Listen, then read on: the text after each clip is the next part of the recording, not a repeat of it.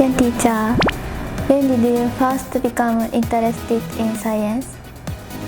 Well, I first became interested in science when I was in the first year in middle school. And so in the summer vacation, after the first year, I read some books about the history of science and technology. So those books were a gift from my parents. And I read a lot of stories about scientific discoveries, and I got to know how many wrong theories scientists had proposed before eventually arrived at the correct theories or equations we learned at school. So I thought that was really beautiful. And once when I could connect what I learned at school with what I read in the book, then everything became alive and really interesting and fun. Then teacher, why did you take the path of engineering in science? Well, so there are two reasons why I chose to study engineering. The first reason is a bit personal. So, my father was very interested in reading books in science and technology, but he studied literature, so he couldn't understand the details when he read those books.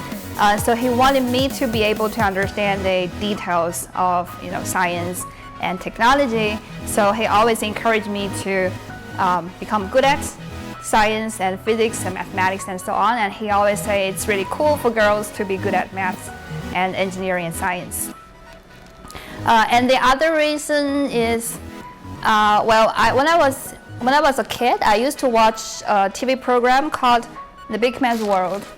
So it's a big crazy science program for kids.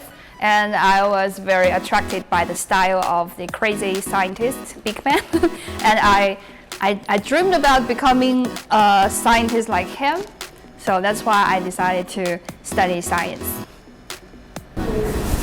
Liang sensei, what is interesting about engineering? Different people has different understanding about engineering. So for me, I think engineering is about solving problems.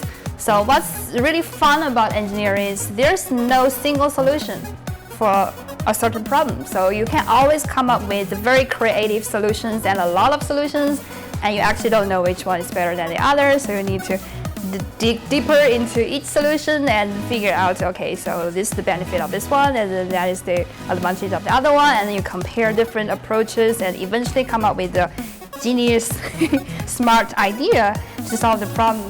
So I think that's really fun. Sometimes it's a bit torturing to, try to propose new approaches or new methods to solve a difficult problem, but once you go through that process, you'll find it very rewarding.